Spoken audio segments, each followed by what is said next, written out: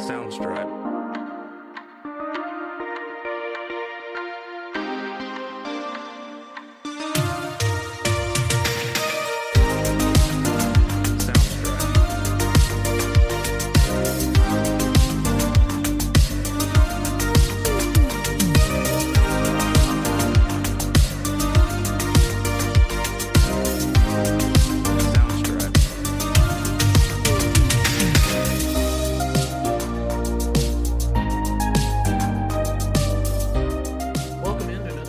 Blockbusters, a classic movie podcast where if you're like us and you miss the days of packed theaters and movie stores, and this is the podcast for you.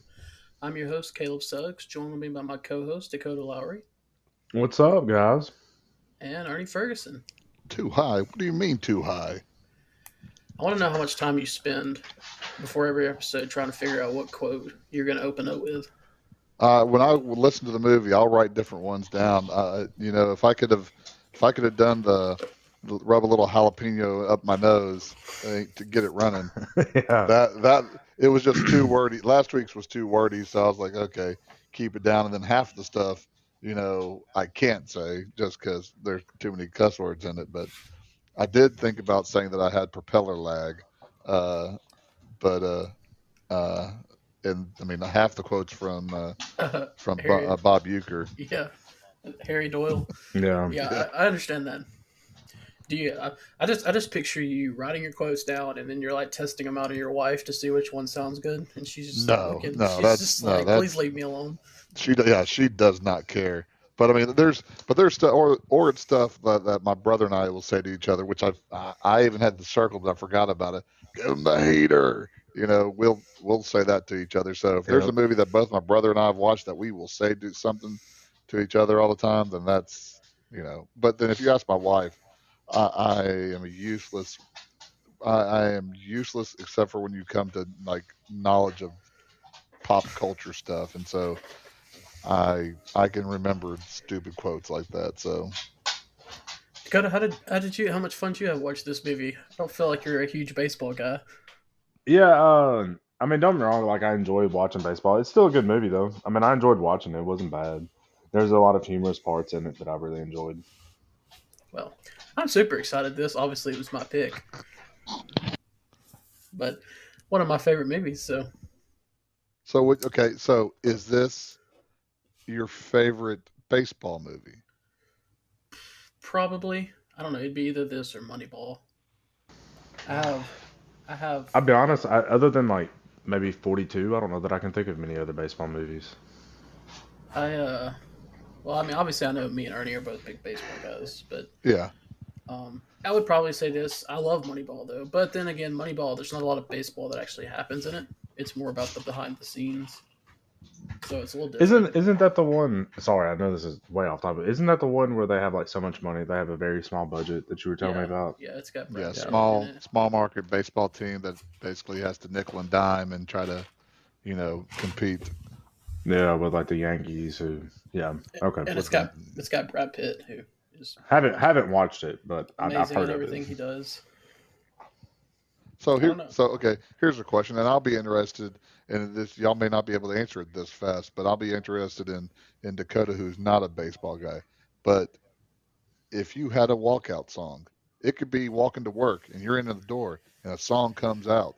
What would your walkout song be? What would your walk-up song be? I've actually thought. Obviously, I'm a high school reporter, so I go and cover high school baseball, and all those kids have walkout songs. And I've thought of this before. I really don't know. What about you, Dakota? If there was a soundtrack of your life, and something big was about to happen, and you kick down the door, and you're like, and what song is playing when you walk in? Man, I've been struggling with this because I'm kind of like Suggs, where like I go to some of the kids in my youth group. I go to their baseball games and stuff. The Devil Went Down to Georgia would be great for Dakota. For me, that would be a pretty good one. Yeah, somebody beating the Devil for a fiddle in Georgia. Yeah, I really do. I think I'm going to go with that. I might come up with something later on and give it your answer later, but right now I think I'm going to go with that. And that's like there's so many different. There's the one that's nothing like me, like Shaggy's Mr. Bombastic. Mr. Bombastic, Mm-hmm. That's not me, but it's funny. When you see a fat bald white guy come out there, and that's the song that's playing. Yeah. That's kind of humorous. But then something like "Ill Communication" by the Beastie Boys. Of course, I'm aging myself also, but that's okay. Mm-hmm. Is something. It's just very interesting to see what people think of whenever they think of walkout songs too. Of course, I think the one that really stands out to me recently is it the Yankees picture that does the trumpet solo Oh, when he the walks Mets. out? No, Yeah. The Mets. Mets. Sorry, I don't know which one No, that is. that's hey, you got the right city though. Yeah, I was close. It was Attaboy. one of them up there. It's not as bad as my wife saying Georgia Packers. Look, your wife was born in the 2000s. Okay, we don't quite accept her yet. Oh, Oh wow. okay. She's 24. I'm 28. Let's let's not get people the wrong idea that I'm Oh some well, kind of cradle robber or something. we don't want to talk about the difference between me and my wife's ages, so we'll stop right there then. We'll go on. Anyways, Major League. Major League is a 1989 American sports comedy film produced by Chris Chesser and Irving Smith, written and directed by David S. Ward. Stars Tom Berenger, Charlie Sheen, Wesley Snipes, James Gammon, Bob Uecker, Rene Russo, Margaret Whitten, Dennis Haysbert, and Corbin Burnson. Yeah, it was released on April 7th, 1989, and it grossed $75 million on a budget of just $11 million. Ernie, you're our resident old guy on the show. Do you have any initial memories of watching this? Well, I mean, with it being a rated R movie, That's true. it may have been one that I snuck into just because. I mean, this is slapstick funny. I don't see women thinking this movie's funny because this to me seems like lowbrow humor, her type of Hmm. humor. But I mean, it was a baseball movie. So me and my friends, we all, whenever we got to get to watch it, we watched it. Then of course, we rented it all the time too. But it was, I mean, it was a pretty big deal. Especially, you could see how it caught on in modern culture. I mean, you have Rick Vaughn, whose nickname is Wild Thing, and then Hmm. just a couple of years later, you have Mitch Williams, who was a pitcher for the Philadelphia Phillies, that came out to the Wild Thing song. He threw the ball all over the place, and he embraced that 15 minutes of fame. So, then I think that this is also, and this is why I mentioned the walkout songs, that I think that's truly led to pitchers having a walkout song, whereas the batters had walk up songs all the time, but pitchers didn't have it very much. So I think it definitely was in the brand of the culture at that time. So again, I remember it being funny. I remember liking it at that time. Uh, pretty for an $11 million budget movie. Pretty good cast. Obviously, Charlie Sheen had done some movies at that time, but Wesley Snipes, he was just more towards the beginning of his career. Rene Russo, I think it was this the first The movie that she first, did. hmm So obviously it's younger in their career, but still a good cast overall. I mean, you have Berenger coming off of, I think, being nominated for an Academy Award with Platoon, and then also Corbin Hmm. Burnson was huge in a TV show called L.A. Law at that point in time. So again, so those were your two bigger named actors. That's why you see both of them getting headlines along with Charlie Sheen. Charlie Sheen, of course, part of the Brat Pack type of crew. Him and Wesley Snipes to me were the ones that really stole the show in this movie. I agree. Corbin Hmm. Burnson will always be Henry in sight to me, Yes, I even though he agree. has hair in this. Which for this, when we talked about, I mean, you mentioned Charlie Sheen. When we talked about this before we started off, that he was a pitcher. Mm. He claims that he could have gone pro, but he got kicked out of school in high school for being Charlie Sheen. But what kind of regiment was he on before this movie? Uh, Steroids. That would be the roids. Yeah, roids. I mean, he was taking cortisone shots in his shoulder, taking anti-inflammatories. I mean, maybe this was the gateway for Charlie Sheen's Tiger Blood and all the problems he had with drugs. Who knows? But the biggest disappointment was reading about Wesley Snipes in this movie. How much of an athlete he was not. Oh, you didn't? Did you? Oh, Did yeah. you not know that I beforehand? I I really didn't pay attention to because I didn't pay attention to his athletic ability in the movie that much until I heard that. Then I started watching. I was like, oh man, this dude's got running for him like me, and like they don't show him throwing the ball at all because I guess it sounded like yeah whenever he threw the ball. It just Say hey. was and then he has a lot of slow mo running scenes, Yeah, Yeah, because he's so yeah, he slow in does. real life. that is so absolutely crazy to me. Wow. Hey, you got to do what you got to do. He played the Hey, part yeah, I well, mean, I don't need slow mo. I run in slow mo. but I don't. Yeah, I'm surprised you didn't know that. I knew that beforehand. Like they had to film all the scenes in slow mo, and but and then they end up replacing him in the second. We're not replacing him. I guess he didn't decide to come back. Well, no, because he thought he was too big for this, which from what I gather, also he was kind of a diva in this movie, also just kind of think that he was too big before this. Uh, but That's fun. but you see that in sequels a lot though. But as far as baseball looking players, Omar Epps, who replaced him in the second one, looked more the part Yeah, of an athlete. he went from turning down a part to be in this movie to being too good to be in the sequel. He should ask for a payday. I guess that's what Which I think was it this movie? Yeah, I think he turned down. Um, not Mo Better Blues. It's not Mo Better. It's Do the Right Thing to be in Major League. Yes, he So did. again, then Do the Right Thing was a huge movie also. Uh, so I thought that was weird that he turned down that movie to do Major League. Well, former Las Vegas showgirl Rachel Phelps inherits the struggling Cleveland Indians baseball team from her deceased husband. She reveals to her general manager Charlie Donovan that she intends to move the team to Miami by exploiting an escape clause in their contract with the city of Cleveland. If their season attendance falls below a certain number, she can terminate the lease and move the team. She plans to create the worst team in the major leagues, instructing team executives to fire the current players and replace them with rookies and veterans long past their prime. She starts by hiring Lou Brown, 30-year manager of the AAA Toledo Mud Hens, who runs a tire store in the offseason. So we open the movie, we just go through all the struggling years of Cleveland, Mhm. and it has to be which granted, okay, so it's not as bad as the Browns, because I mean the Indians went through a few World Series in the '90s. They went to one in 2016, so they've had some success. But man, Cleveland, it's got to be tough to be a sports fan of Cleveland. Well, I mean, you do know what the nickname for the city of Cleveland is, don't you? I'm sure I've It's heard it before. the mistake on the lake.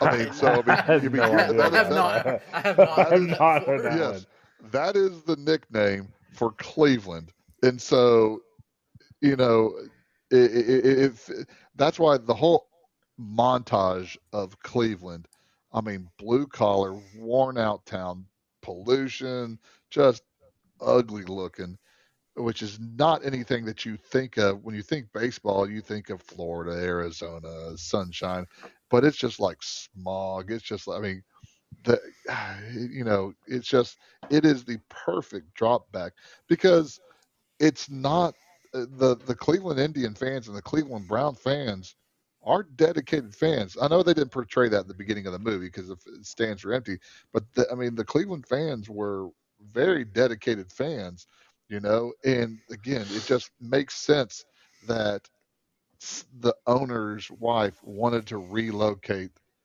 the team because this is also based on real life. I think that it was the Minnesota Twins owner was trying to tank and trying to move the team to Miami, but ended up selling it to somebody locally for Minnesota.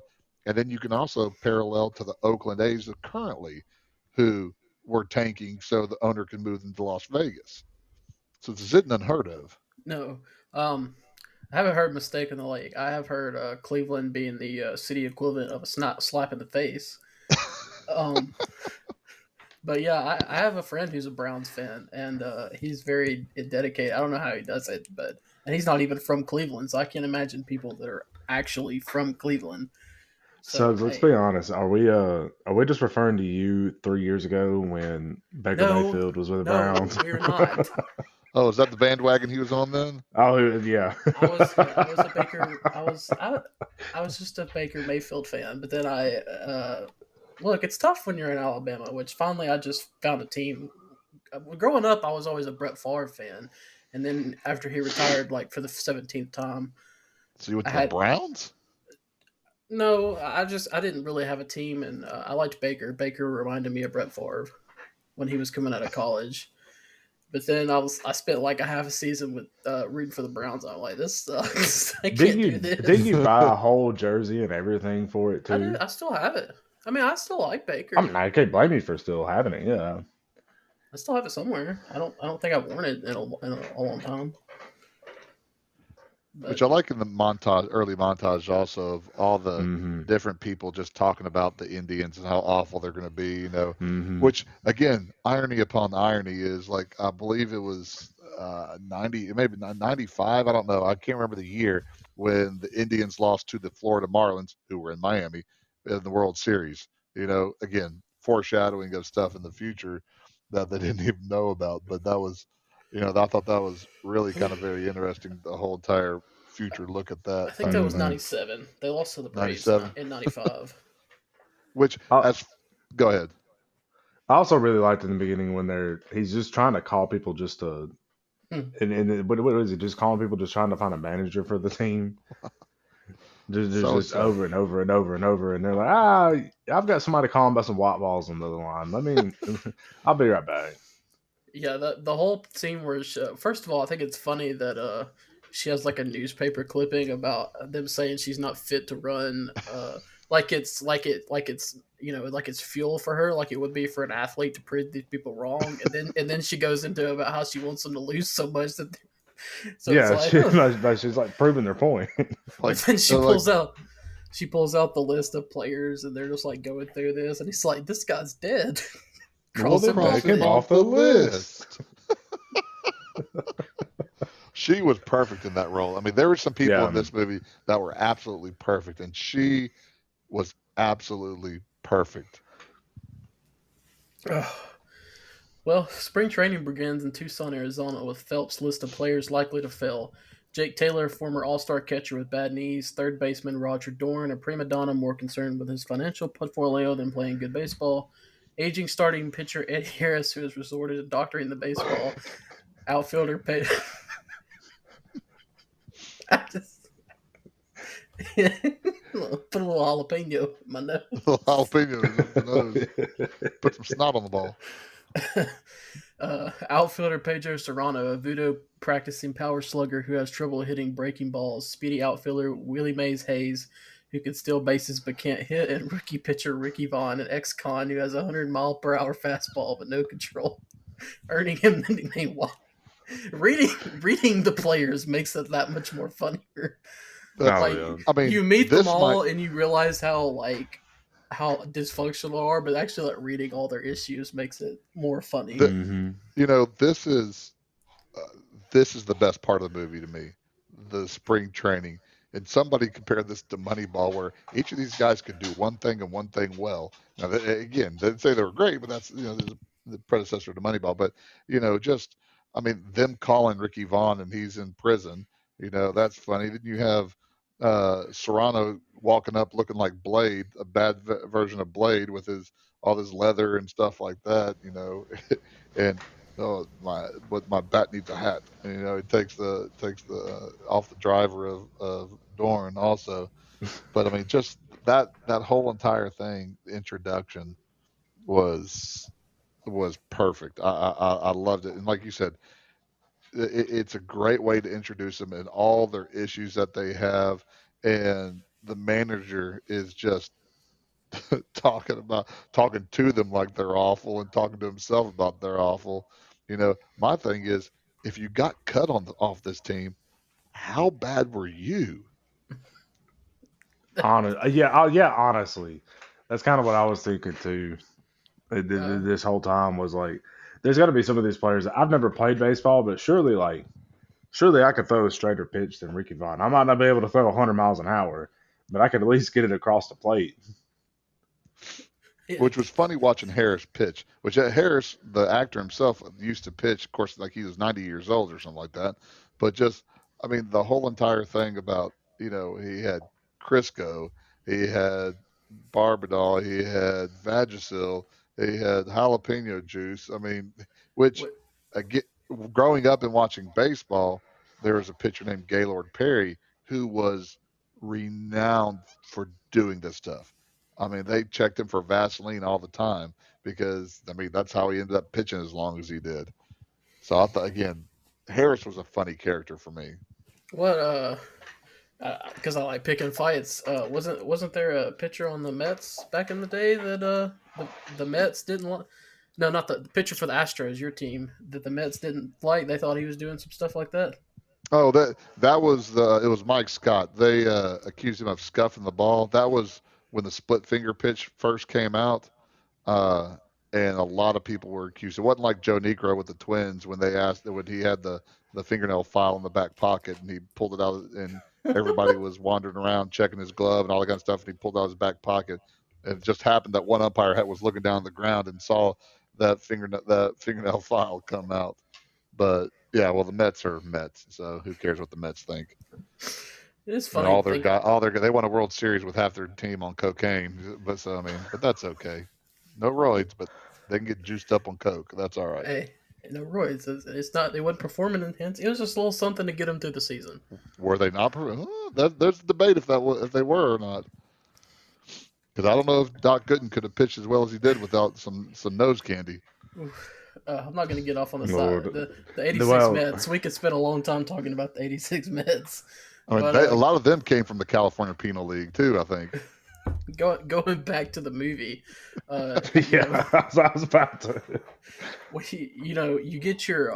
I thought it was funny. You get your one player that is your supposedly high paid player in Roger Dorn, and the general manager even forgets about him. Oh, yeah. Forgot about Dorn. There were several like great funny moments in this. The like when they introduced the voodoo worship. You tell me you don't worship our Lord and Savior Jesus Christ? Are you That's saying not even Jesus can't hit the curveball? Jesus. Yeah, yeah. Oh, goodness gracious. Yeah, I mean, that's one of those things. A guy that's all high and mighty like that, and get on the plane or whatever, he's reading Hustler magazine. Hustle I mean, magazine. Yeah, I know. I Let's mean- think about that later on. But yeah, that's that's the good thing about it. Again, the character development that you get from seeing Vaughn's live arm. To you have Jake sitting down in a stance, the two coaches standing next to him, and he just launches that ball all over the place and breaks the sign behind him, and they're like, "Wow, that's a live arm," but he couldn't throw a strike. To then where he's throwing the pitches with that cutout batter, and you see the batter's just it's got all these marks from the ball where he hit him with the ball. Till finally he throws that one pitch and it takes its head off, and you're like, "Oh man, that's great. That's good stuff." Yeah, spring training. It's just the whole entire, like you said, the entire spring training is just is gold. Meeting And Dorn's and can we talk about Dorn's contract? Oh yeah, I don't have Nope. to do any. What is it? Any calisthenics I find unnecessary or something like that. Yeah, and Lou just takes it, throws it on the ground.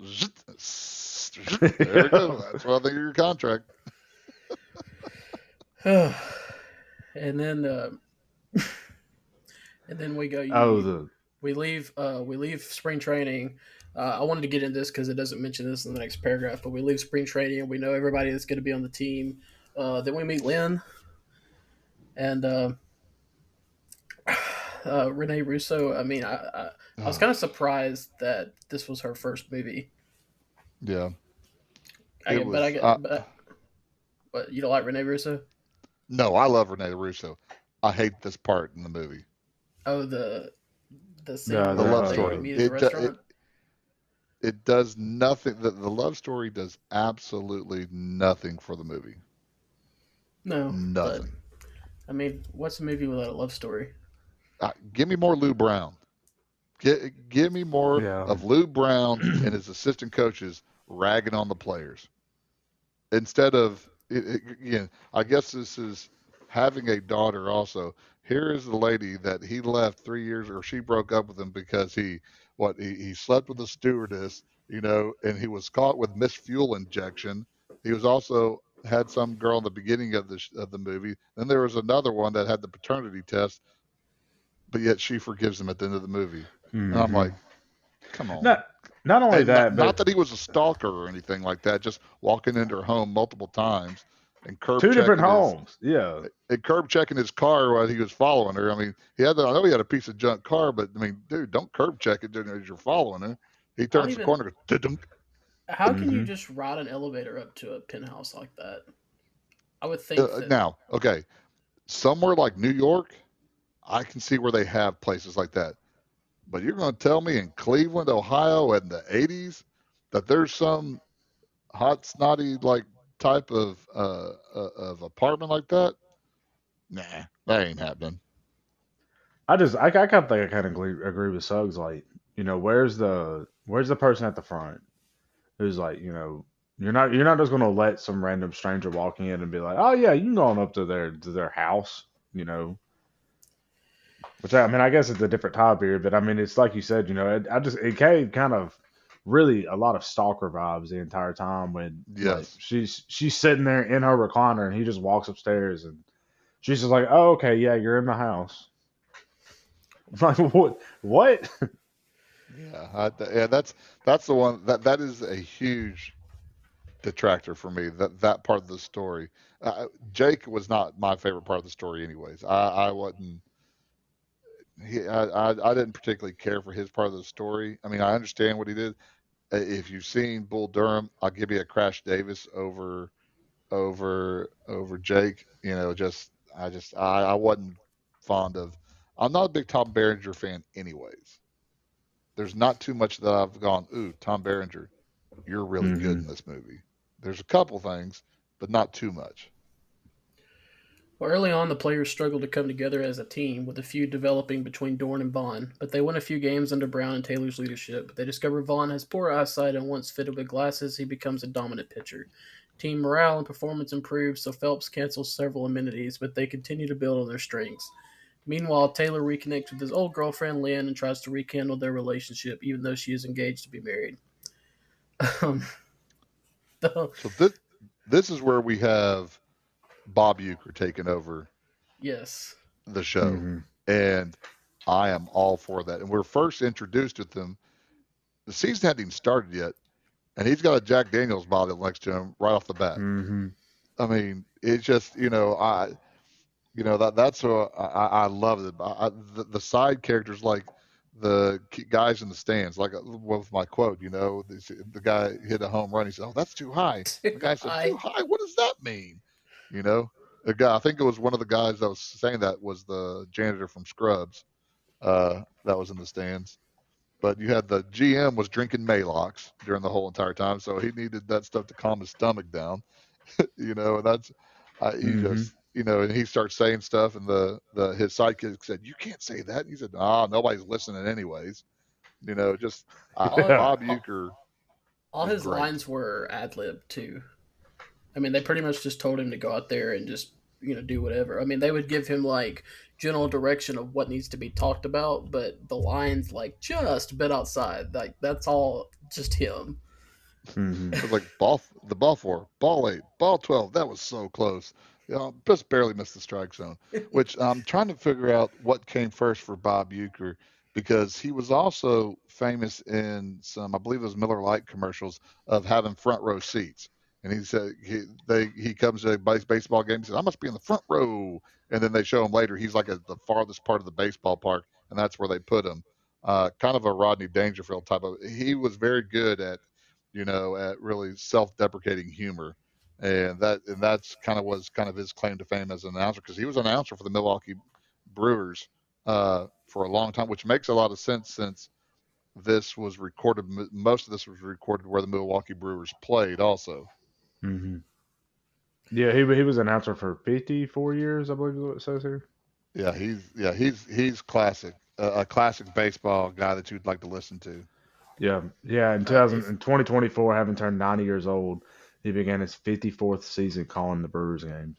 If you gave me a broadcast with a guy like that actually called games like that, I would listen to it every single game. 100%. Oh yeah. Doesn't even matter who's playing. I would just listen to it on the radio. I don't even have to watch. But that would be insanely entertaining. See, that's the one thing that we miss nowadays with TV games and stuff like that.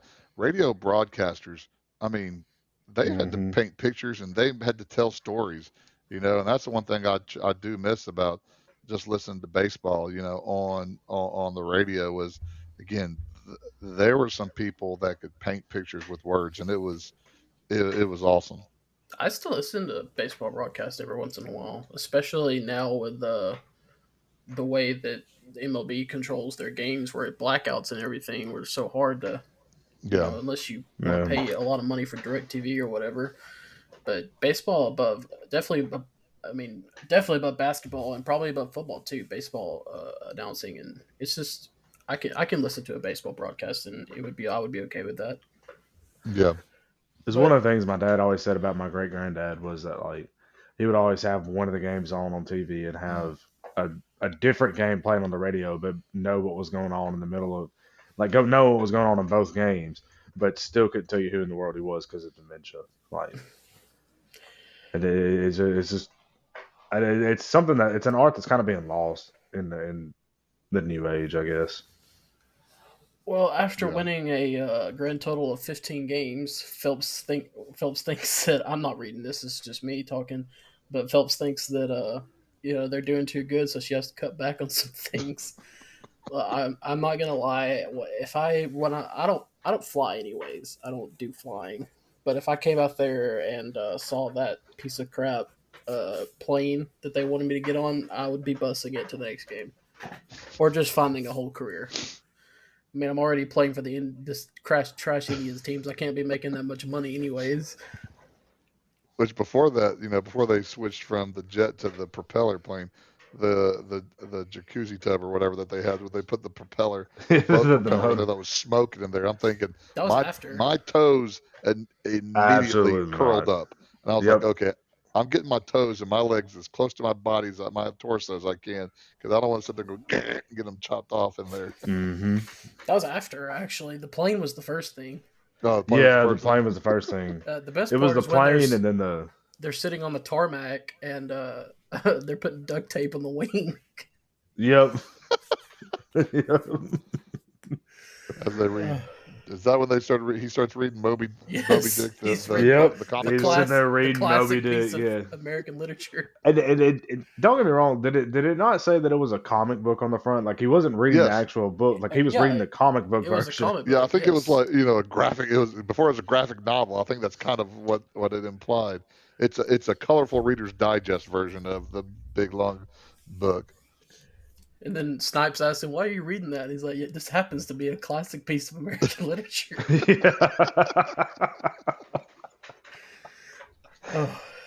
Which is this? This is this the time when No, this isn't the time where the general manager tells. Have we gotten that part? No, we haven't gotten. No, that's later on. Okay. But yeah, the whole when they're going through their growing pains, as we'll call them. Him getting the glasses, but first he gets Joe Boo. He gives Joe Boo needs a refill. And then, boom, gets hit by the bat. Oh man! And then see, that's the slaps. That's the type of humor I don't think women like.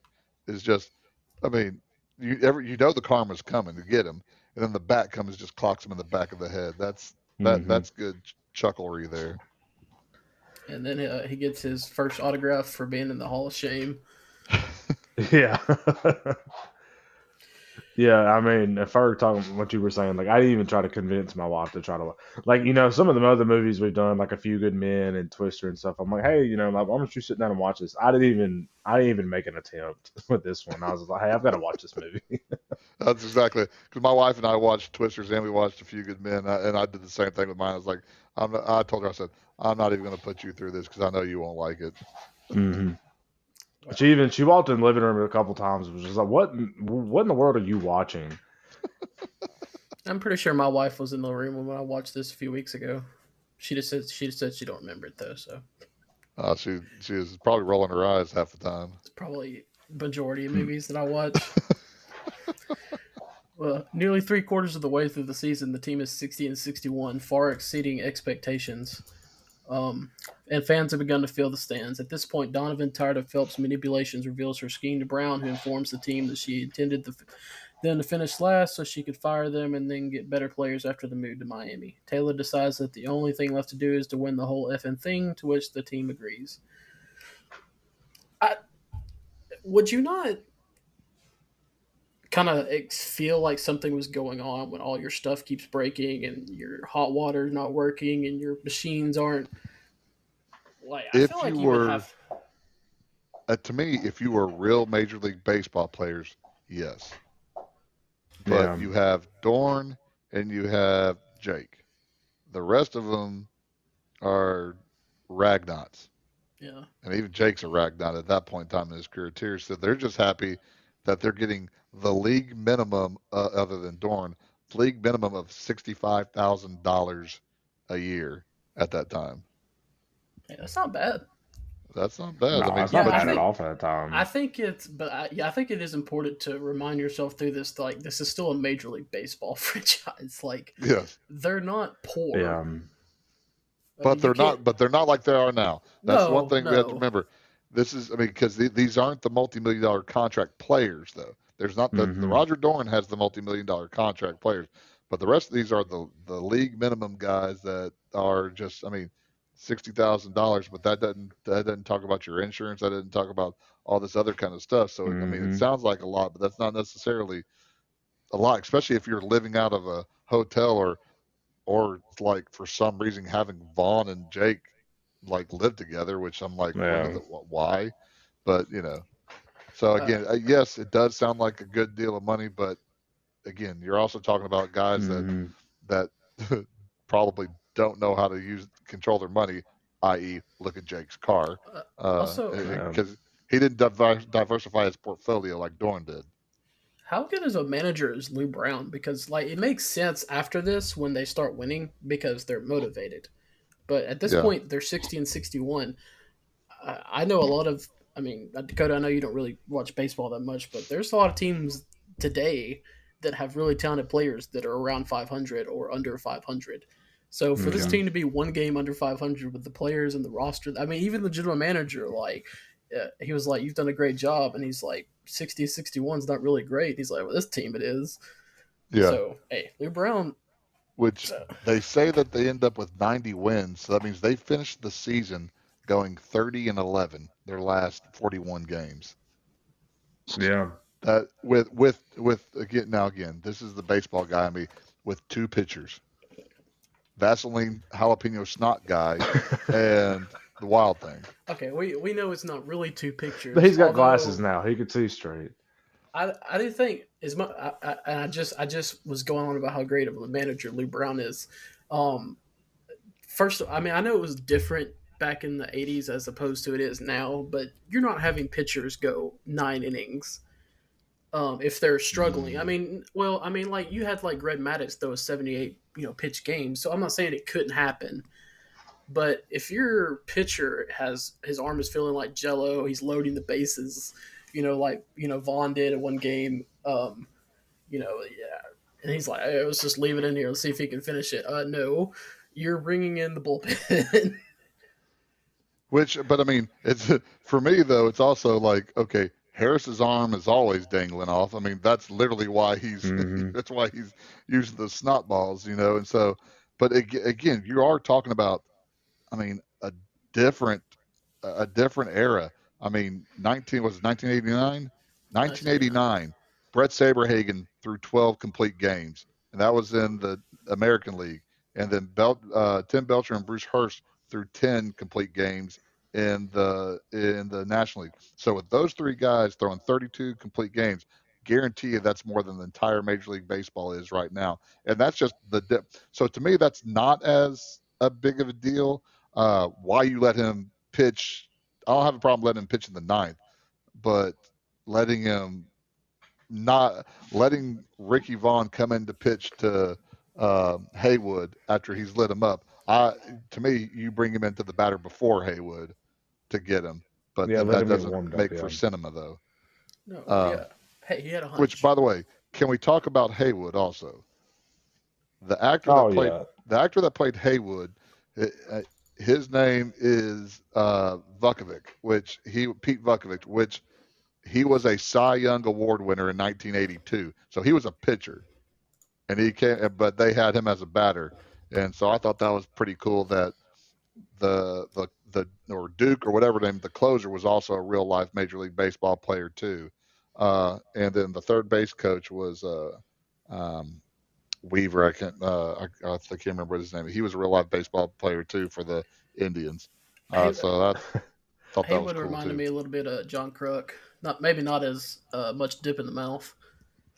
Oh, but yeah, I was listening to somebody talk about, that was a real baseball player the way he spit. Because if you're not a baseball player, so you're not spitting like that. You're getting it all over yourself and all over everybody else. But that was a real baseball player. I love the back and forth like between the players. Like when he walks up, he's like, "Hey Taylor, how's your wife and my kids?" Kids. Yeah. Which apparently is a real thing that like some players said they like took for this movie. Which is great because then it reminds me of The Sandlot. I can't remember what the catcher's name is. He just sits there and he's talking smack the whole entire time to the bat. Yeah, no, it wasn't. No, it's not Smalls. That's, no. He says you're killing me, Smalls. You're killing me. So he's one of the kids killing me. So the great Bambino.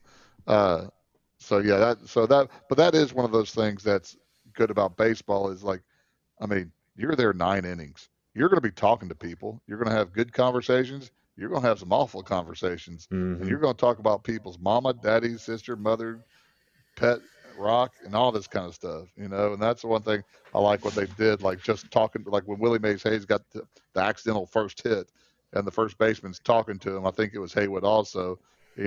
Told him his shoes were untied, and he looked down, and they picked him off at first. That's one of those things, and that's why I think baseball also makes good for movies because you're not in a rush. You can tell stories. You can skip a lot of the games also to be able to tell stories too. And that's why I do think baseball is probably the best vehicle for movies and for storytelling. Yeah, but a problem I do have though is you're telling me the guy that can't hit a breaking ball was batting cleanup all year, and I guess doing good at some point because they go on a 30-11 run. Which, yeah. Well, I mean, who else is batting fourth? Someone that can hit a breaking ball. Let's be honest here. What? Go ahead, Suggs. I was just gonna say. I mean, every time they show him before the final game, they show him swinging at a breaking ball. It's not even close. Yeah, no. The bats were sick. They were very sick. Yeah, the bats were.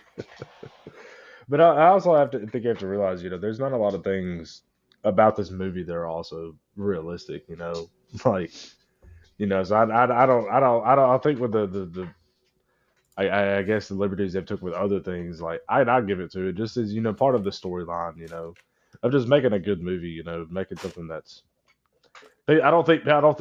I think this movie is more intended for people like me who don't really watch baseball and who aren't going to think as deeply into this as what maybe you are. So it's like, you're thinking lineup, and I'm over here thinking, oh look, he's the big hitter, I don't really. I mean, it don't bother me. I was always thought that's funny every time I watch it. I'm like,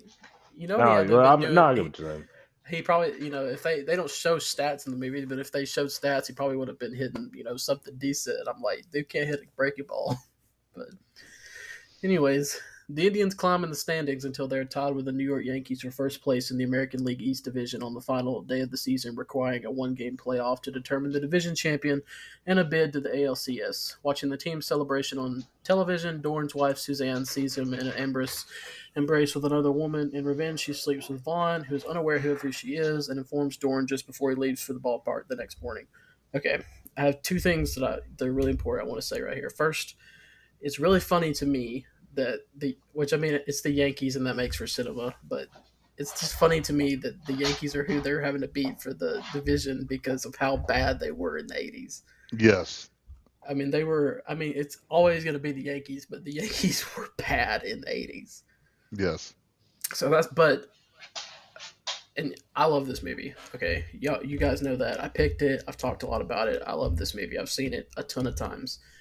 If there's one thing that I absolutely hate about this movie, it's the whole Dorn cheating on his wife and then she cheating on him thing. I don't understand why they put that in the movie. I don't understand what it adds to the movie. I, to this day, I just think it's completely stupid because to me it defeats the purpose. Because when you meet Dorn, he's this prima donna. He picks on Vaughn. He doesn't really care about the team, and he kind of morphs into a player that starts caring. He starts putting his body on the line, diving to get ground balls and whatever. And so you're supposed to start liking him more, and then he just does this thing out of nowhere. And then at the end, he still does the mound visit, and you're like, oh, but I think this part of the movie's stupid. Well, this goes, I guess, also to when it was filmed, and we can get, as political as you want to, but you had three female characters, and all three of them were either used as sex objects or Mm-hmm. it oozed sex. I mean, you had the owner goes into the clubhouse, slaps Serrano on the butt, hits I can't remember which one he hit with a cup, Oh, was just Joe's staring at Charlie Lou Sheen. butt naked, and then you have Rene Russo's character, and which, I mean, she is engaged, yet she's like, okay, yeah, who cares? And that's one of the issues I think a lot of people have talked about women in movies, is the fact that they are just a vehicle for men, and which truly surprises me that there was no nudity in this movie, Yeah, because again, of the time frame you're talking about, 89, you know the what it's rated R, correct? yes.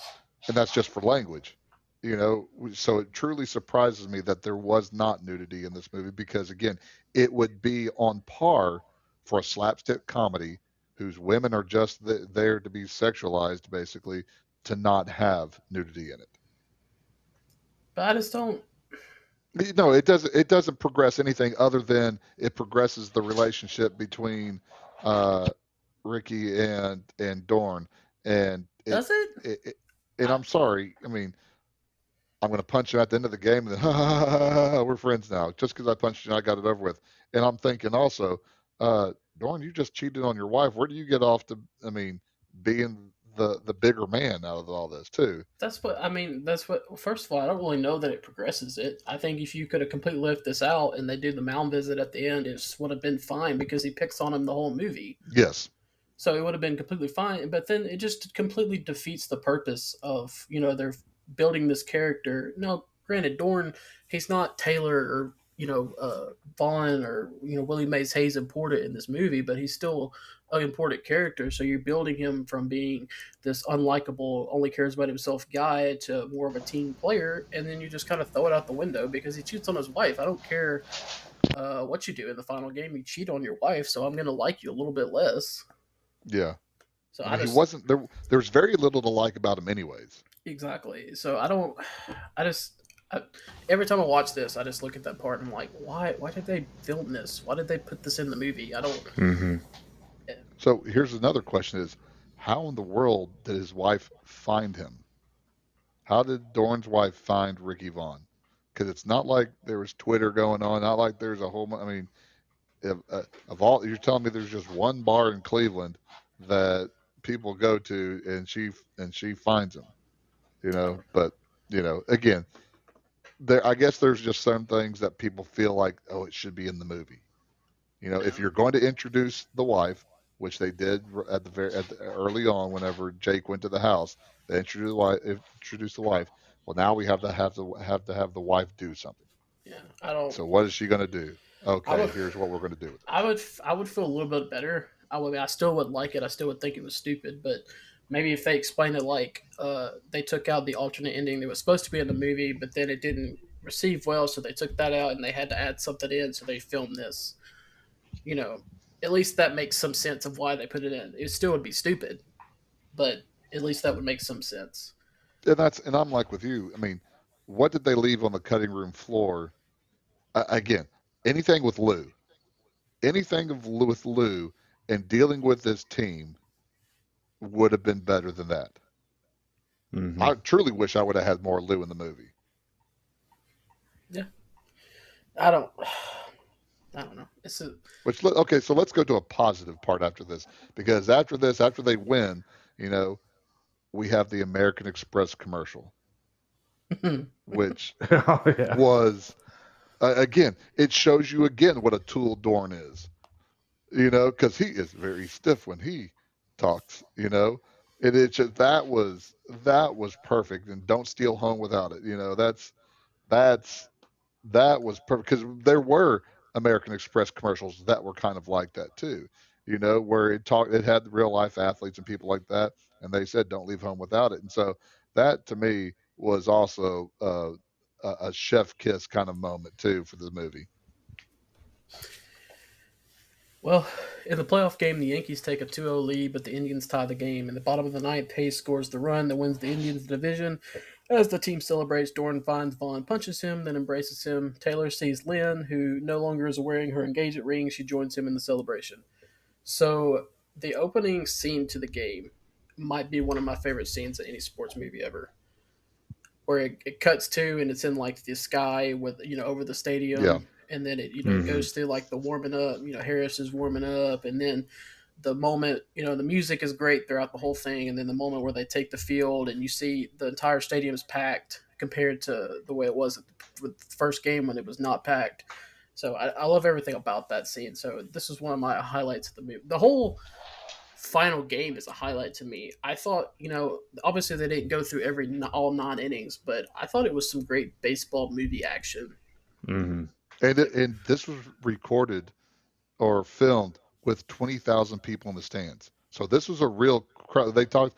I read where Dennis Hayward, Haysword or Serrano, the guy that does Serrano, talked about at the end of the game when everybody was cheering and they had quote unquote won, that he kind of got emotionally overwhelmed because there was so much going on and so much cheering, and you can hear it from all different types of sports people, or let's drop our wrestling here too, that talk about feeding off the fans and just not being able to walk away from stuff because of the Mm. fans. And again, you're filming Mm-hmm. a movie. Everybody knows the endings and stuff like that, but yet there's 20,000 people that are screaming and yelling, and that's why you have the Rolling Stones still touring at 90 years old right now. Mm-hmm. And they just go through. I mean, they go through so many highs and lows. I mean, there's the point where the Yankees take the 2-0 lead, and Indians get 2 outs, and there's like that somber music where like, oh, this is slipping from us, and then it kind of picks back Mm-hmm. up, and it was kind of like a real game. You kind of go highs and lows Yeah. with it, and kind of feel those same emotions as you would a real game. So I credit the filmmakers a lot for that. I think it made anytime I think you can do that in a sports movie, I think it really adds a lot to the movie Yeah. because Yeah. I obviously was this. definitely. Go ahead.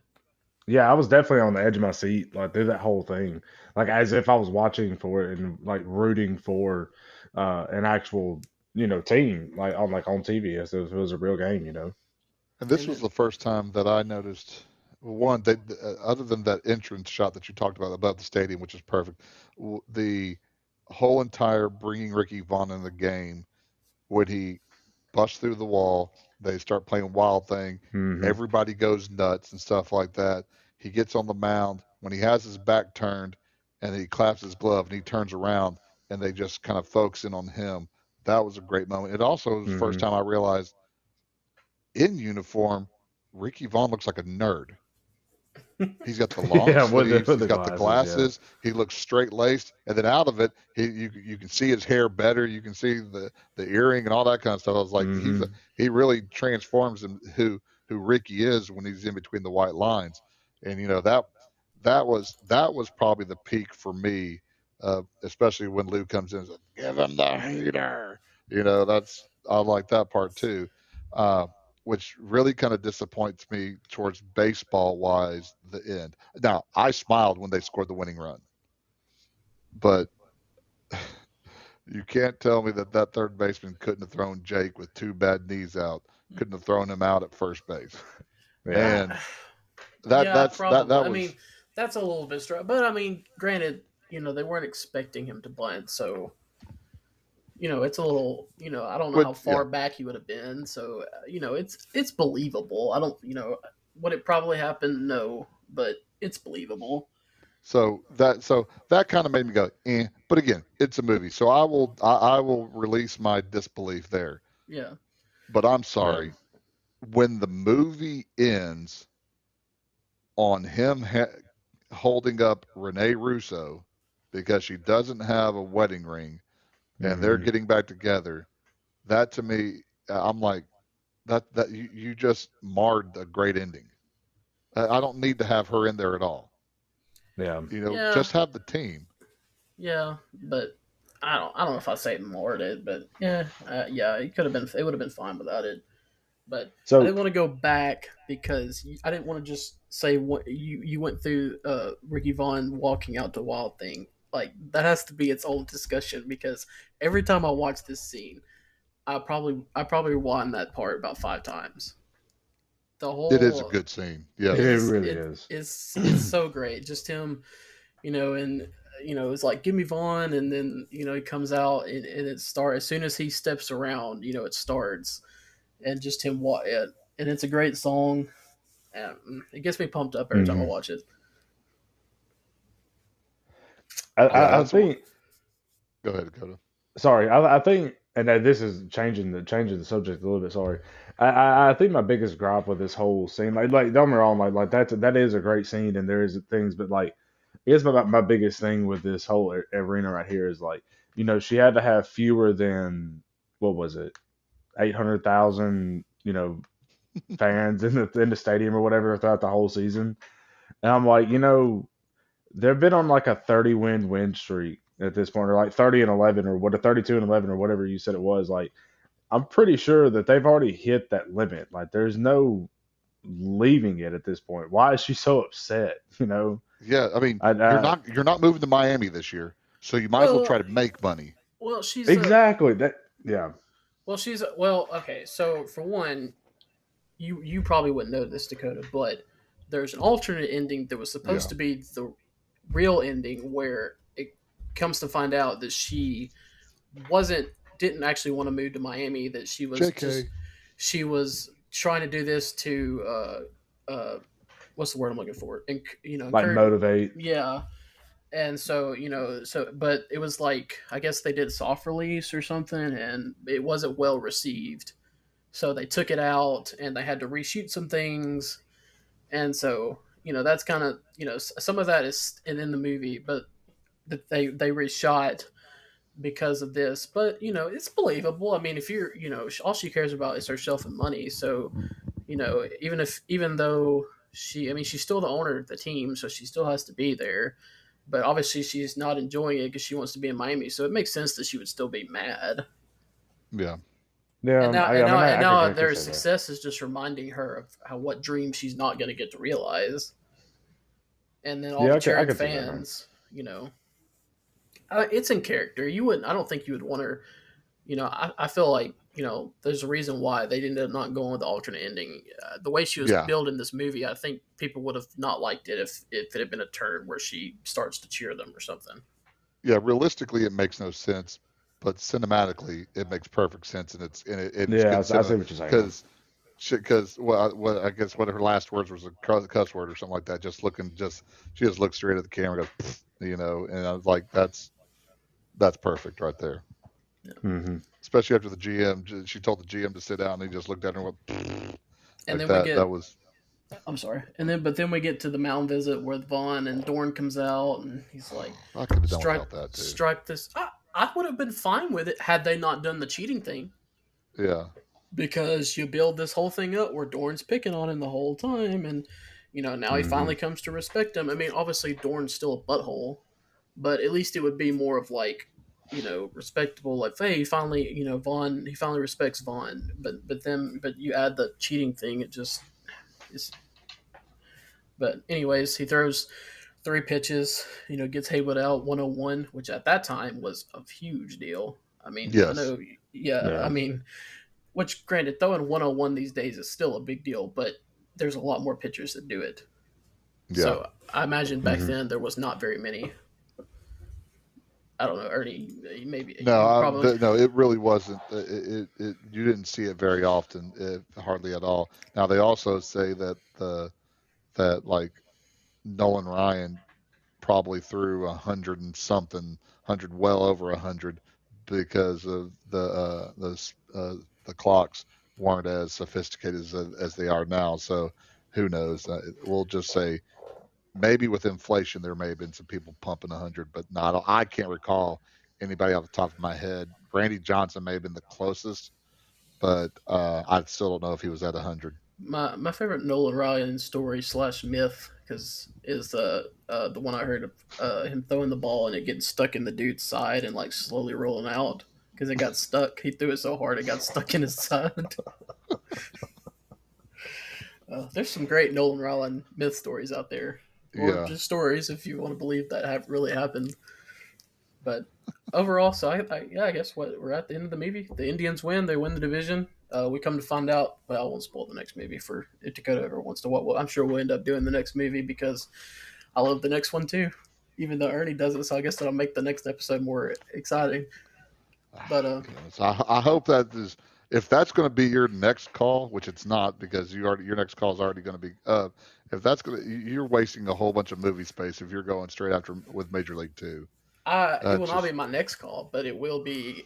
We better be in the 150 episode area for that to happen. You know what? Just for that, I'm gonna. I mean, that's fine. I mean, if you're gonna do that, that's fine. But I mean, to me, Major League is not even the best baseball movie.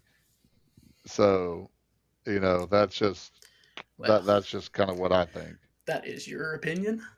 I know, and I mean, you're entitled. So you're telling me Major League is better than The Natural? Yes, I would watch. That's better than Bull Durham?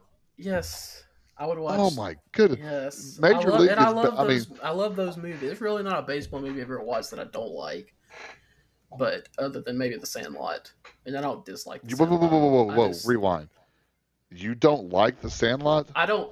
No, I like The Sandlot. I just don't so like you it. are a straight up communist, aren't you? No, you don't like The Sandlot. I like The Sandlot. I just don't like it as much as people. I will not listen to you talk about Blade Runner ever again since you're talking about The Sandlot like this. This is just listening to the words that are coming out of my mouth. I like The Sandlot. I just don't like it as much as most people do. Oh I would not put it in my top 5 of favorite baseball movies. Sorry for your childhood. Goodness gracious. You are physically hurting me for you. I'm getting secondhand embarrassment. I like when I pull my hoodie up and just pull the drawstrings right now. Well, it is what it is, Ernie. I mean, yeah, I know. You think? Don't worry, I'll give you plenty of chances to have it be embarrassed for me later on as we go through this. Oh, I'm sure we'll have plenty. Anyways, so that wraps up retelling of the movie from me and Ernie and Dakota casually jumping in. Sorry, guys. Sorry. No, that's all right. Not a baseball guy. Well, yeah, me and Ernie talk a lot, especially Ernie. So. Yes, and I told y'all that from the very beginning. But anyways, overall, obviously, I really love this movie. But I think it's a good movie. I think y'all voted. I mean, I know Ernie, you like it. I think Dakota, I feel like you enjoyed it too, even though you're not a big baseball guy. So I guess we'll go into our rankings, right? And then what we do next? Number wise. The rating. Yes, exactly. Rating, yeah. So 1 through 10, I do not want to go first. So so wait, you're going to break up? Okay, let's do this. Since Dakota is not the sports guy, we'll let Dakota go first. All right. That way he can break your heart. Yeah, I need y'all to go first so I know what to rank it so we get it first. No. You're going second. No, because I already know what I'm going to rank it. So mine. Dakota, Ernie, y'all take it away. No, no, we're not going to be doctoring the ballot here. So No, I mean, don't get me wrong, it was a good, just like I like Ernie said, I think it was a very good, just like something that guys would really enjoy watching. I don't really think it's something more for that women would enjoy, you know, uh, but overall, it was a good just movie to sit down and watch, and I think really I would give it a good 7 out of 10. You know, It was higher than I yeah, thought it was going to be. So it wasn't. I didn't want to put it. I mean, don't get me wrong. Like, I really did enjoy the movie. I mean, it wasn't a bad movie. I mean, honestly, a lot of the stuff that y'all pointed out, I really didn't think about until y'all pointed it out because I was just not a baseball guy. So yeah. it didn't really stand out to me. I guess when I was watching it. No, but the one thing, like I think we've said, is that when the humor does hit, it hits Oh good. yeah, it is That's good. that's the one thing I will say about the movie is that with the humor that hits, it does do it well, and it's a good slapstick. It's there's not much thinking that I don't have to have much thinking going on here, and as dull as I am, that I can deal with that. I can deal with not having to think, which will be just opposite of our next movie that we do, but that's just neither Yeah. here nor there.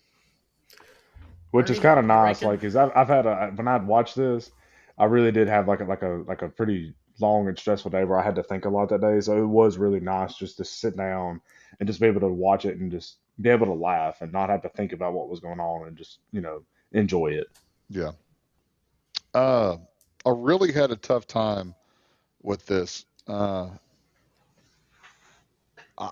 going to go 7.5 because for me, I didn't think it was as good of a movie as Beverly Hills Cop. I think it had more funny parts to it than Beverly Hills Cop. Uh, but I didn't think it was a better movie than it. But it was still, there's so many rewatchable parts to this that it is enjoyable. So I was 7.5. Give Well, us your 9 3/4. I I am going to give it a 9. Wow. I really love this movie. I've seen it several times. I mean, I've seen it probably 3 times in the last month because maybe or my last month and a half or so because I watched it one time and then I watched it once with my dad and then I rewatched it last night so it'd be fresh in my mind. But even when I was rewatching it last night, I didn't feel tired of it. So it's just one of those that I can go back and watch. I have a lot of nostalgia for this movie, and yeah, to me, it's my favorite baseball movie. It and Moneyball, they're about the same to me. I can watch them Yeah. both a bunch of times. But I really, I like Charlie Sheen. I like his movies, even though he has his issues in real life. And Wesley Snipes. There's just a lot to like about this movie, even though there's the one part that I really hate. But other than that, I would watch this movie 10 out of 10 times. But I will give it a 9. Yeah. So then we get to our grouping. So we have Blockbuster, which is must see, popcorn worthy, which means you think it's really good. Cult classic means you think it's good, but not for everybody, or middle of the road. Matinee only is overrated or doesn't hold up, and then straight to video means you think it's not very good. I'll go first this time since I went last. I Since it won't matter, since it won't affect the math. Yeah. I oh yeah, we got to go back and do the math. I even though I gave it a 9 out of 10, I would not put this in blockbuster category because I would put it in What? popcorn worthy. Okay, Huh. so I feel like the reason why we do this, the ratings and the categories is because to me it's two different things. Hmm. Blockbuster to me is a movie saying it is must see. You have to see this. Would I recommend this movie to anybody? Absolutely. Would I tell someone that you absolutely have to see this movie? You cannot even because not everybody's a baseball guy. I mean, Dakota's not a baseball guy. Yeah. Would he have probably watched this movie if we weren't doing this podcast? Probably not. I mean, let's just being honest. I mean, Yeah. he might say differently, but I would if I had to say probably not. So I would recommend this movie, but I'm not going to say it's something that I think you have to see. So that's why I'm not putting it in Blockbuster. I I'm going cult classic because of what you said. Because I think the people that love this movie will run through a brick wall and love it. Like But me. there's also people that are like, So again, that's where that was a tough decision for me too. But I was going to go cult classic. That is number 3, the third category, right? Yes. Okay. Yeah. This is also that means this is our first movie that's been labeled cult classic. Up to this point, we've only had Blockbuster and Popcorn Worthy. Which is also ironic because it's not the lowest rated movie we've had so far. Dakota. Oh yeah. That's probably because I skewed it.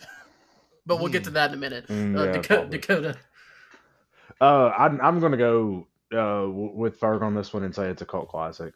It is kind of a niche movie that is just if it's your thing and you're all about it, I mean, go ahead.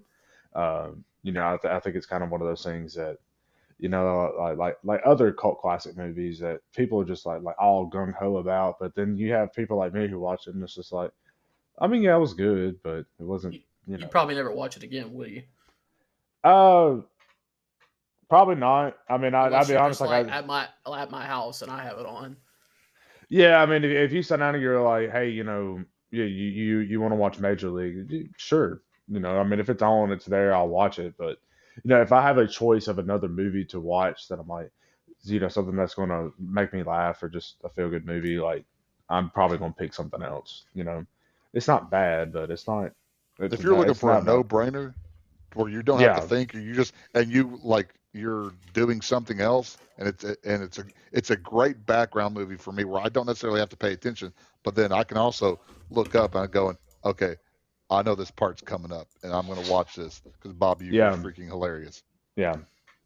But quickly, I forgot, but so we had Dakota gave it a 7, you gave it a 7.5, I gave it a 9. What does that average out to, and where does that land on our list, Ernie? Oh, I thought you did the math. The math come out to 7.83.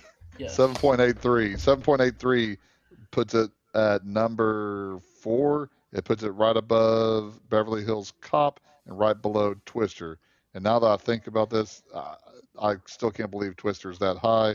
As my brother said, I may have more quotes from my brother. He said, Twister is just Sharknado with a budget. I'm not saying I agree with him, but that still makes me laugh. Well, again, it probably... Never mind, I'm not going to say anything.